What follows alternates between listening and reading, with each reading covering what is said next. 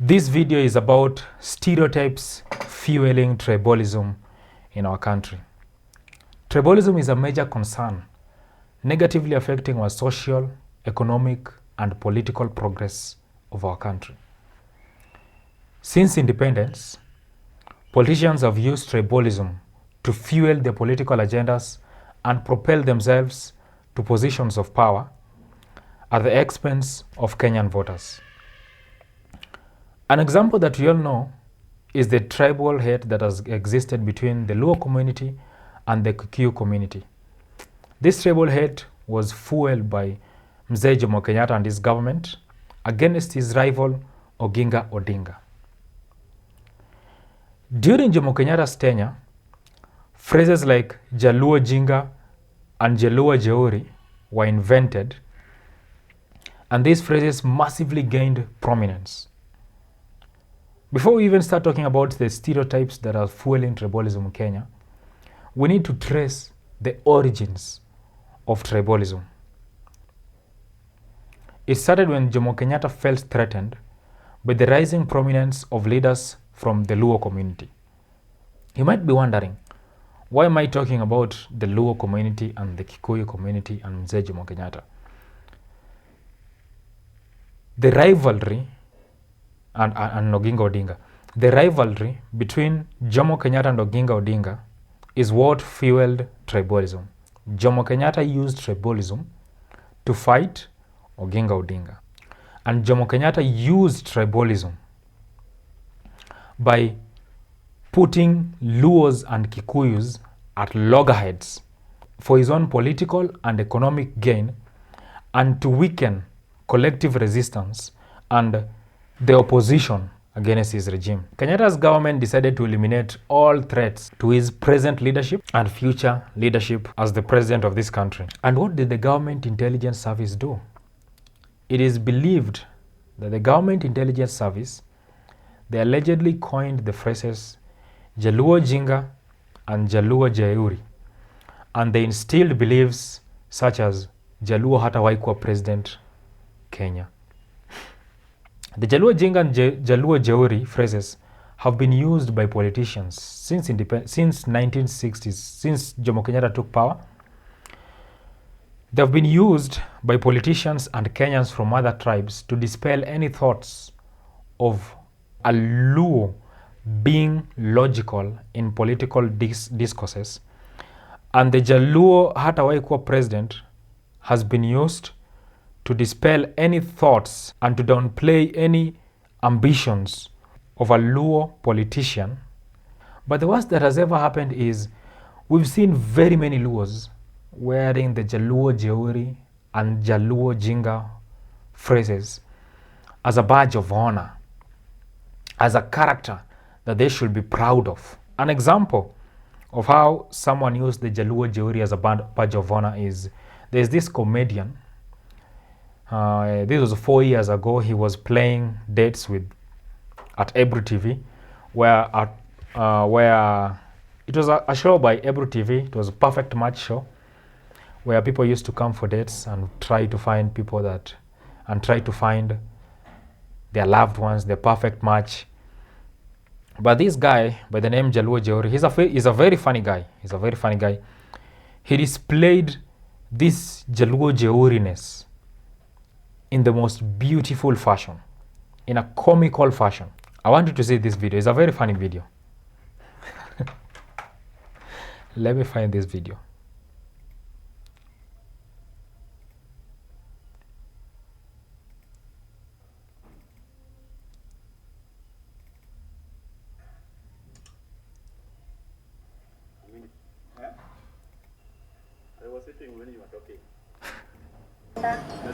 Oh, mtu anasema alafu una interpret. Hebu sasa mtu akisema I love you, wewe interpret hiyo. I love you. I love you.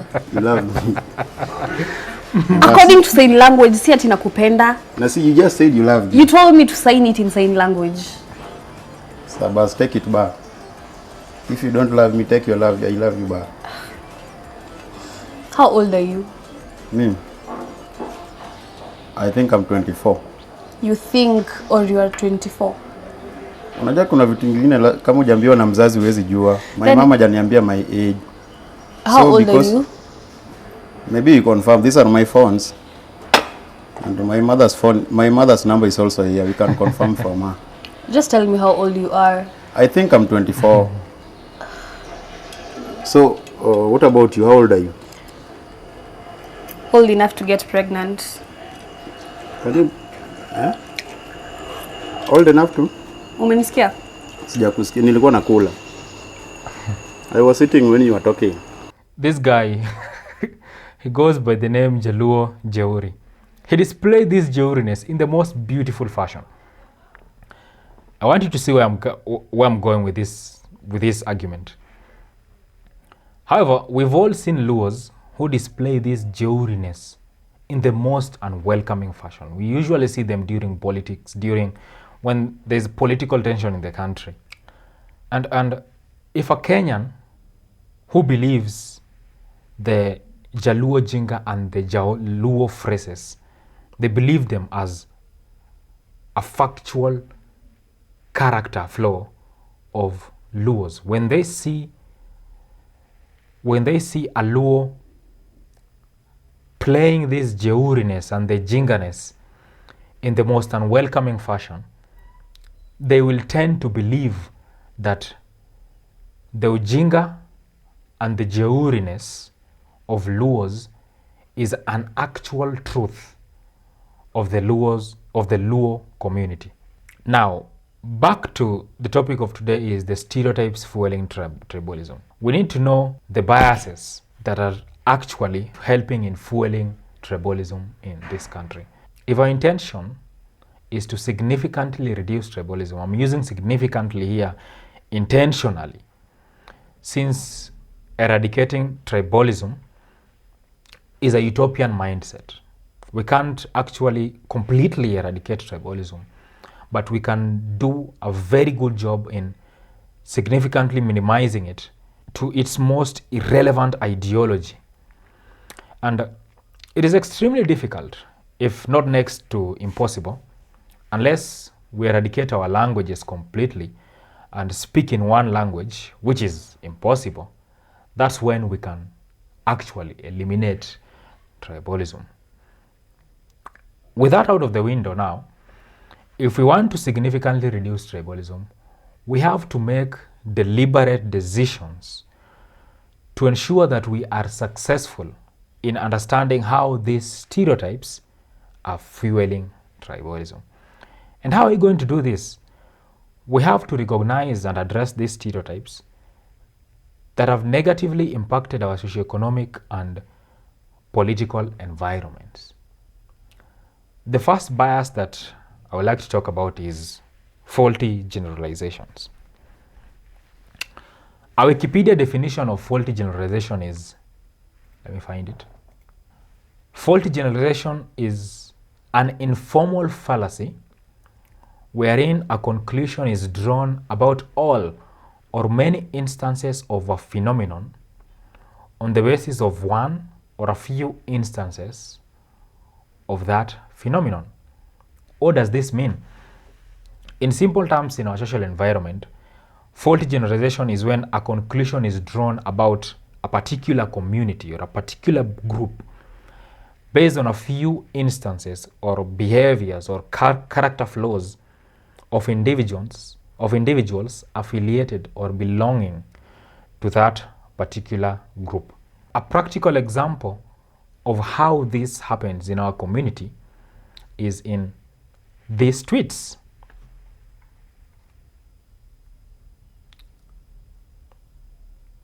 As you can see here, Rita, he generalized Luos as stupid by saying a few individuals who celebrated when John Mbadi was appointed by the president as the cabinet secretary of finance. The argument goes on in these tweets, but we won't talk much about this. And what I'd like to point out is changing this narrative is extremely difficult, since individuals involved in these faulty generalizations, they always believe that their conclusions and that their analysis are right and they have no bad intentions. But this disgust or hate or bias or prejudice against the other group based on a few people's behavior, it happens subconsciously. And how did it start happening? It's when we started believing in these phrases of, in this example now, there's someone like Literalicious, you might want to analyze, you might try to analyze her and find out if she might be harboring prejudices against the Luo community. You might find out that she believes in the phrases of Jaluo Jinga, Jaluo Jeuri, Jaluo Nwajing, Jaluo Atawaiko president, you know. And yeah, you might find that's the truth, that she harbors, she believes in these things. She believes in these phrases. There's a high chance that she believes that Wajaluo ni Wajinga, and she was looking for things to maybe to support his beliefs about this community. But if you see from this conversation, you'll find out that, oh, she's saying that my intentions wasn't being tribal. But from this tweet, you can actually see the tribalism in her tweet. Now, we'll talk about the second bias. The second bias is internalized ethnicism.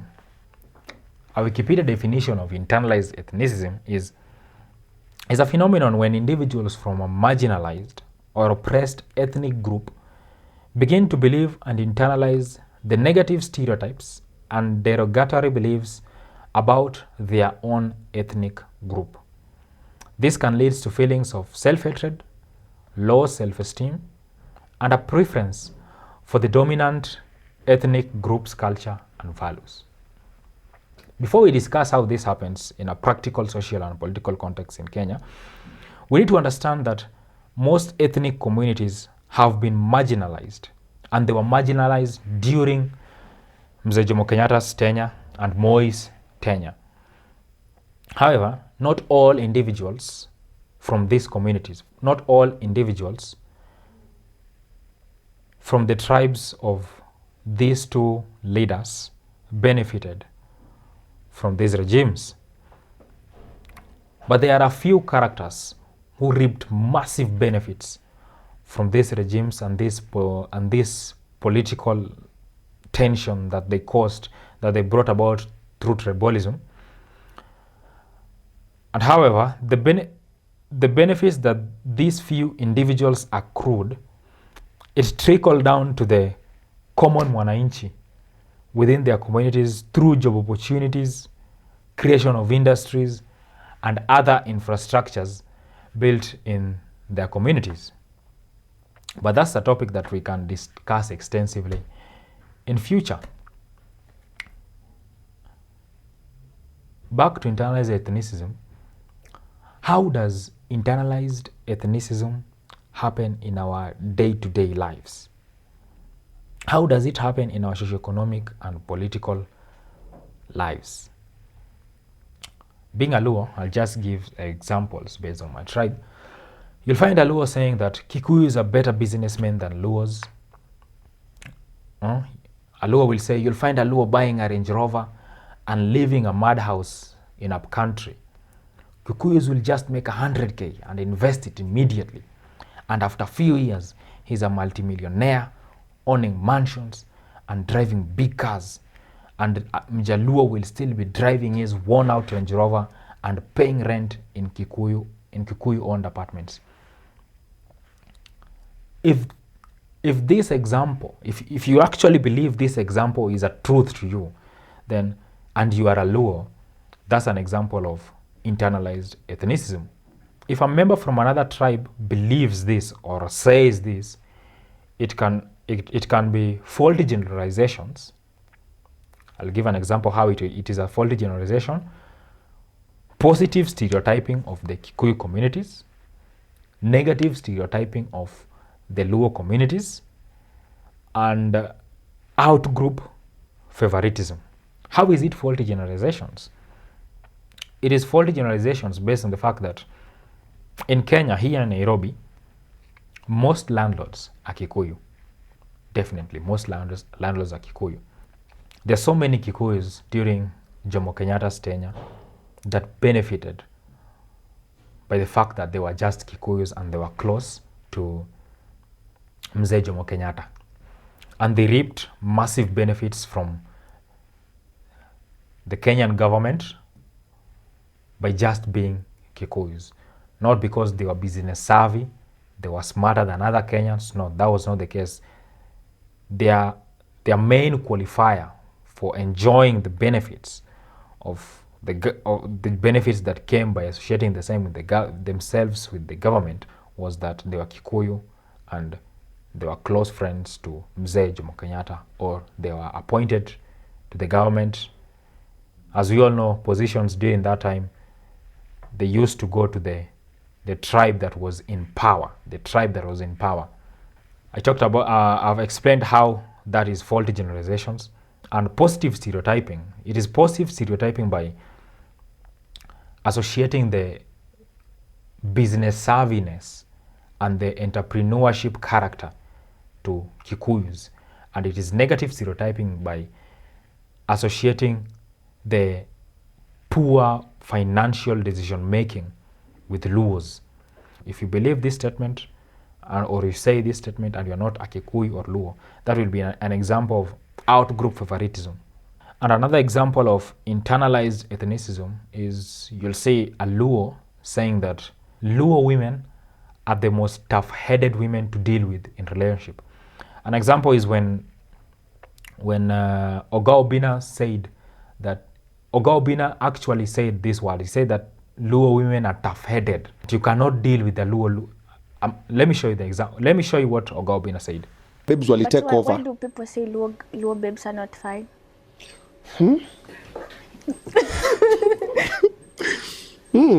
People say that? Yeah, people do say that. Which people? Aya, many people? wacha kiharibike kama mbaya mbaya. Nilo you take. You know how we take, it dissolves the beauty. Yeah, yeah. Let me give you some titles.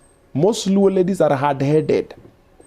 But when you're hard-headed, it dissolves the beauty. Niyo sio ni mrembo ndio, lakini wewe wacha bwana toka bwana wewe, wacha kwani ukuzile okay. And the worst of this is that Luo women themselves agree with these beliefs. We've seen Luo women wearing the tough-headedness as a badge of honor on TikTok. There's plenty of videos. If you just search Luo women, Luo men dating or Luo women dating, you'll come across 3 or 4 examples where Luo women wear the tough-headedness as a badge of honor, as a character that they are proud of. That out-group favoritism, that's the third bias, is as a result of internalized ethnicism and faulty generalizations. Out-group favoritism occurs when people have preferences for people of a different ethnic group from theirs. This usually happens due to perceived status differences, beauty differences, skin color differences, perceived notion of their behaviors, which are usually based on faulty generalizations, and internalized negative beliefs about one's own ethnic group. A practical example is a viral clip that was going around on TikTok where a Luo man was debating a Luo lady. And the guy said, umewahi ona mjaluo successful amedate msichana mjaluo? And also we've seen Kasipul saying that preferring to date outside his community, especially dating Kikuyu women, because he believes that Kikuyu women, they are more business savvy than Luo women. And that's not the truth. If we just check on the statistics, if we actually look at the statistics, we can dispel this belief. And I'm giving you this responsibility to actually evaluate it critically. Don't generalize on the business savviness of a few people that are close to you and you ignore the other group. And some of these things people say them in a comical manner. But it all looks fun and games until it becomes the norm. What you need to understand is that comedy, it reflects the perspective and the perception of the society. It doesn't matter how good a comedian is. The comedian will always use humor to highlight, exaggerate, and critique the aspects of life, culture, and social norms, making comedy a mirror of the societal values, attitudes, and concerns. For comedy to be comical, the audience must have the ability to recognize and relate to the subject matter. Comedy reveals the underlying truths and what the society finds acceptable, absurd, or problematic. When the societal norms and values change, you'll see that the nature of the comedy will also change, and it will make the comedy dynamic and evolve. It will make the comedy dynamic and it will evolve, reflecting the collective mindset of the society. But it's quite unfortunate that Kenya's comedy is majorly based on tribalism. And comedians don't make these jokes in a way that condemns tribalism. No. I haven't come across a comedian who made comedy condemning tribalism. Most of these comedians, they glorify it in some way, or they engage in one way or another in these stereotypes: faulty generalization, out-group favoritism, internalized ethnicism, positive stereotyping, and negative stereotyping. And this is a problem. If you want to eliminate or make it irrelevant, our tribal affiliations to have any significant impact in our socioeconomic and political life, we have to address these biases. We still have a long way to go. Internalized ethnicism, faulty generalizations, out-group favoritism, negative and positive stereotyping are the basis of forming stereotypes that help in perpetuating and creating false beliefs and narratives about different ethnic groups.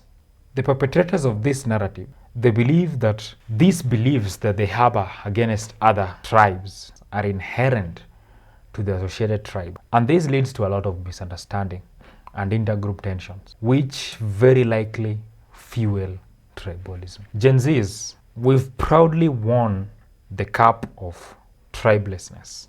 But are we actually tribeless? Do we still harbor the biases against another group based on their tribe? If our intentions is to build a tribeless society, if our intention is to build a tribeless Kenya and create a political environment and a political movement where we debate ideas, then it is our utmost duty to ensure that we check ourselves and eliminate any form of bias that we hold against other communities. The burning embers of tribalism existed since Mzee Jomo Kenyatta lit the splint in 1960s, in the late 1960s when he took power, and precisely 1968 when he felt that his presidency was threatened by Luo leaders such as Arguin Skodhek, Tom Mboya, and Jaramogi Oginga Odinga. And these embers burned like wildfire in 2007, 2008, leading to post-election violence, which saw the loss of countless lives, which saw the loss of innocent Kenyans. And the government reported that only 1,300 people were murdered. But we know, the government being the government, this number is likely to be more than 1,300. And even if it was 1,300 lives, 1,300 innocent lives is extremely a lot. It is, I can't even, it's a lot. 1,300 innocent lives lost due to tribalism, something that was initiated by one individual who wanted to stay in power in the 1960s. This is something that we have the potential to make it irrelevant. And I'm proud of Gen Zs that the final burning embers of tribalism, they were evident in 2024, June 25th, when it was on a Tuesday, very beautiful Tuesday that it was, but it was a very tragic Tuesday, when Kenyan youths, they came together, they united in a single tribe against bad governance. As a Kenyan youth, we should let these final burning embers of tribalism burn themselves into irrelevance. And we must reject every leader who is trying to pour petrol into these burning embers, adding more firewood and blowing it up to light it up to help them spread their agenda and further their corrupt ambitions, while dividing us with the Mtu Wetu politics. And as a Kenyan, I believe in you. I believe that you will make the right decision. I believe that you will make the most appropriate decision to ensure that tribalism is a thing of the past in this beautiful nation. Thank you for your time.